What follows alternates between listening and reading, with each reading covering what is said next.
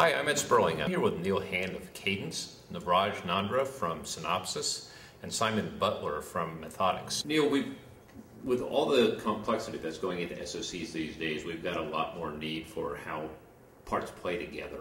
This is the context in an SoC, and IP is a growing portion of that. How do we deal with all the differentials in terms of noise, signal integrity? What do we have to worry about?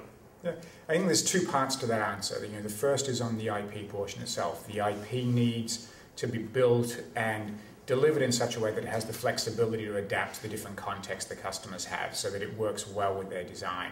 And so the IP has to have a greater degree of flexibility than it's had before.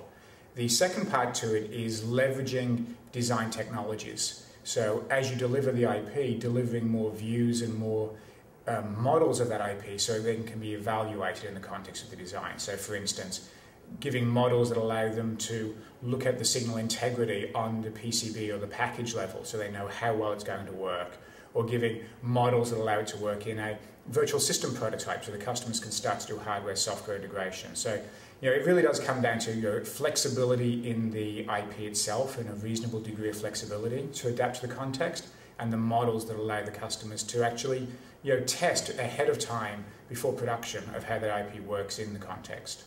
You also have to provide a lot more information than you did in the past, right, to the customers buying the IP? Correct, and that's where a lot of the models come into play. So some of the information will be documentation, but more and more the information is in the form of models. It's in the form of the scripts that you provide to run implementation. It's in form of the constraints. It's in the form of the package board models. It's in the simulation models, the system prototype models, the firmware. All of these different types of models. So the scope of the information you provide is much bigger than, say, in the past, where you deliver an RTL view or a GDS2 view to the customer. Navraj, there's a lot more complexity in an SoC these days and a lot more need for context than ever before, but not all the pieces necessarily play nice with each other. How do we deal with that?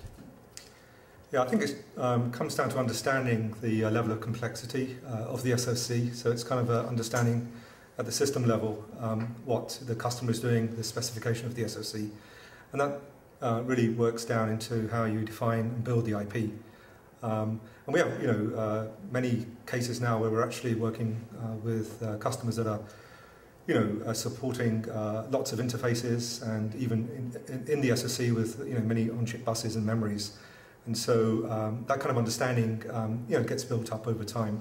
But it's essentially trying to understand the customer's need and the application that they're putting their SoC into as you're designing the IP.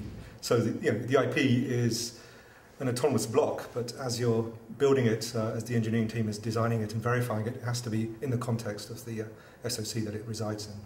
It's probably even more important in things like analog because you have to worry about things like noise interrupting the signal, right? Yeah, I think noise is becoming more of a nuisance, because as the voltages go down in these SoCs, the noise floor doesn't go down, so your dynamic range is actually limited, and you have to figure out a way of actually designing around that by looking at new architectures. And it comes down to understanding again a lot of the physical aspects of the transistors, of the resistors, of the devices that are used in the architectures, and being able to model them up front in your simulations, and then being able to sort of predict that as you're measuring silicon. So it comes down to pretty good understanding of the layout effects and all the physical effects of the process technology, and how that influences the design of your architecture. Simon, there's a lot more IP being used inside of SoCs these days, and there's a lot more focus on how the different pieces go together in a context. How do you keep track of all that?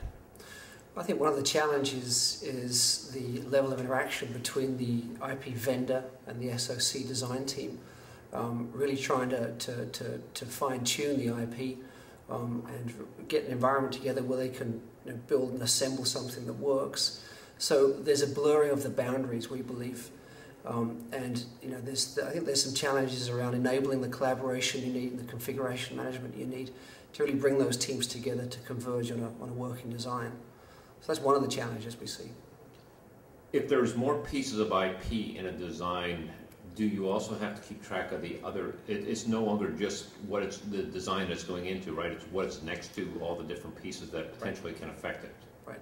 So if you're an RTL designer, perhaps work on one particular view in the IP, then if you make a change, it's quite hard for you to recognize if your change is actually going to impact any of the other views in the IP. There may be an impact on some of the schematics. There may be an impact on a System C view.